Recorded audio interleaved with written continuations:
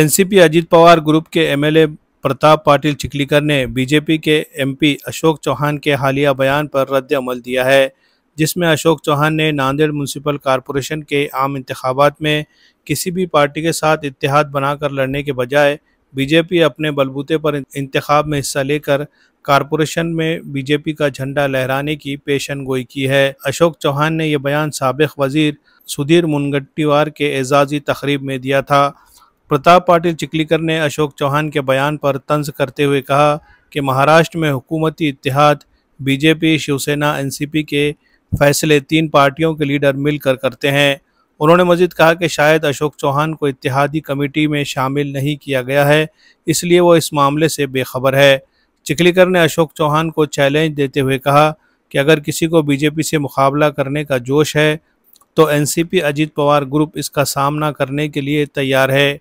ये बयान महाराष्ट्र में बदलती सियासी सूरत हाल और आने वाले बल्दियाती इंतखाबात के तनाजुर में अहमियत इख्तियार करता है।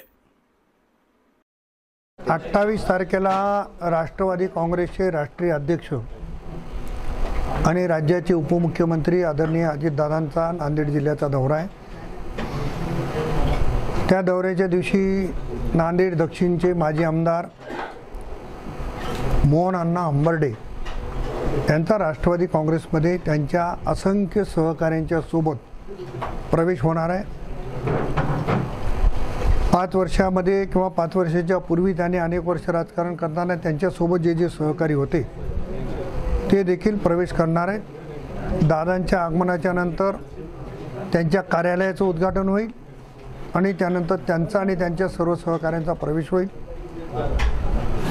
तो प्रवेश झाल्याच्या नंतर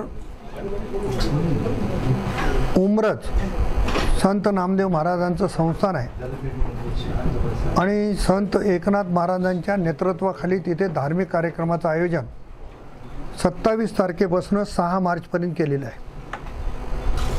अनेक संत महंत शंकराचार्य तिथे येत आहेत। जगविख्यात भागवताचार्य देवकीनंदन ठाकूर यांची भागवत आहे आणि त्याही कार्यक्रमासाठी आदरणीय अजितदादा उमरजला जाणार आहेत। उमरज संस्थांचं दर्शन घेतील आणि महाराजांशी बोलतील आणि उमरजच्या कार्यक्रमाच्या नंतर नांदेडवरून ते मुंबईला वापस जाणार आहेत। असा अजितदादांचा त्या दिवशीचा कार्यक्रम आहे आणि दोन्ही ठिकाणी मोठ्या संख्येने लोक जमतील अशा पद्धतीची अपेक्षा। साहेब, माळेगाव यात्रेनंतर लोहा कंधार मतदारसंघामध्ये उमरज हे परंपरा लाभलेलं मंदिर आहे। त्या मंदिरासाठी आपलं काय म्हणतात त्याला पर्यटन विभागामार्फत आपण पाठपुरावा करणार आहोत। नाही, ऐकून घ्या ना, माझ्या माहितीप्रमाणे पर्यटन विभागाकडून साधारणतः आतापर्यंत 10 कोटी रुपयाच्या वर निधी मिळाला असेल।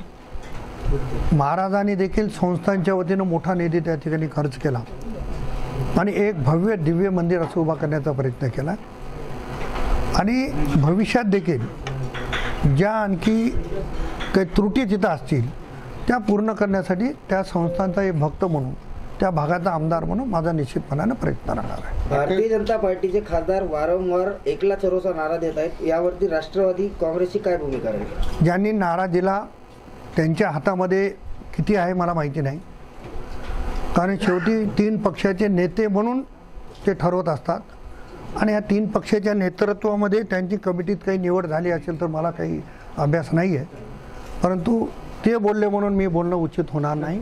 तुम्ही म्हणताय राष्ट्रवादी काँग्रेस महायुतीचा भाग आहे आणि आम्ही महायुतीचे नेते जे ठरवतील तोच निर्णय आमचा राहणार आहे, पण कोणाला जर खुमखुमी असेल स्वतंत्र लढायचे तर राष्ट्रवादी तयार आहे। पण एकदा नाही